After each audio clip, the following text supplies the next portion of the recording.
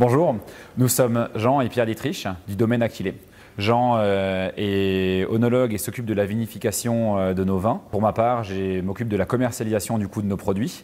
Jean a rejoint l'entreprise il y a 2 ans pour suivre le projet et pouvoir démarrer la production. Et pour ma part, j'ai rejoint l'entreprise en janvier de cette année pour m'occuper de la commercialisation des vins qui a démarré il y a 3 mois. La présentation du domaine, on est sur 18 hectares de vignes et 6 hectares de fruitiers. On a commencé avec 4 hectares et demi et puis aujourd'hui on en a 18 de vignes. On a commencé une conversion en bio en 99 pour passer en biodynamie en 2004.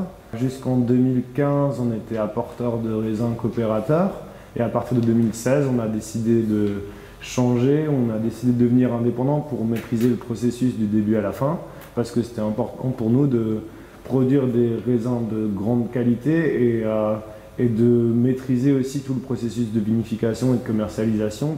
L'idée c'était, comme dans notre philosophie de vie, d'avoir des matériaux qui soient biosourcés et locaux. Pour construire le bâtiment, il a fallu faire le choix de matériaux qu'on puisse trouver à proximité et qui ne demandent pas beaucoup d'énergie grise pour être transformés.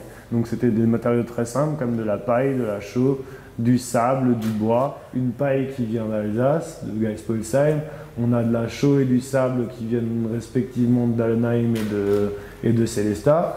Et on a du bois qui vient des Vosges. Donc a priori, l'ensemble des matériaux sont de proximité. On a voulu reproduire les conditions d'une cave enterrée avec les avantages d'une cave de plein pied. Donc on a fait ces grandes boîtes de paille qui sont isolées sur les côtés et isolées au plafond avec une dalle très peu isolée de manière à ce que le sol joue rôle de tampon et de régulateur thermique. Dans la culture de la vigne, il y a différentes étapes. Il y a la culture conventionnelle, ensuite il y a les cultures raisonnées, ensuite il y a les cultures bio. Donc déjà les cultures bio, c'est s'affranchir de tous les produits de synthèse, c'est utiliser que des produits d'origine naturelle. Et après, il y a le saut de la culture en bio à la culture en biodynamie, où au lieu de résoudre des problèmes à l'aide de produits naturels, c'est anticiper un maximum ces problèmes-là. C'est donc beaucoup basé sur l'observation et essayer de trouver des solutions avec l'écosystème qui s'est créé, qui s'est reconstitué dans les vignes. On peut dire en un mot que la biodynamie, c'est l'idéologie de prévenir plutôt que de guérir. Et pour ça, on replace un écosystème dans lequel les prédateurs et les maladies n'ont simplement pas leur place. Les premières ventes se sont déroulées cet été et effectivement, on a démarré la commercialisation de nos produits avec les premiers vins qui ont été mis en bouteille. Aujourd'hui, le caveau est ouvert, donc les gens sont les bienvenus ici au domaine Aquilée. Et on peut dire que c'est un démarrage qui est plus que prometteur puisque les vins plaisent, les gens reviennent pour en acheter. Et on a un réseau pro qui s'ouvre petit à petit avec des distributeurs qui aiment nos produits, les vendent et demandent des réassorts réguliers. En investissement matériel ou bâtiment, a priori, on est maintenant sur des bonnes bases et on n'a pas de grands besoins particuliers, en tout cas en l'état. On aime être dans des équipes conséquentes parce que c'est agréable de travailler dans ces conditions-là.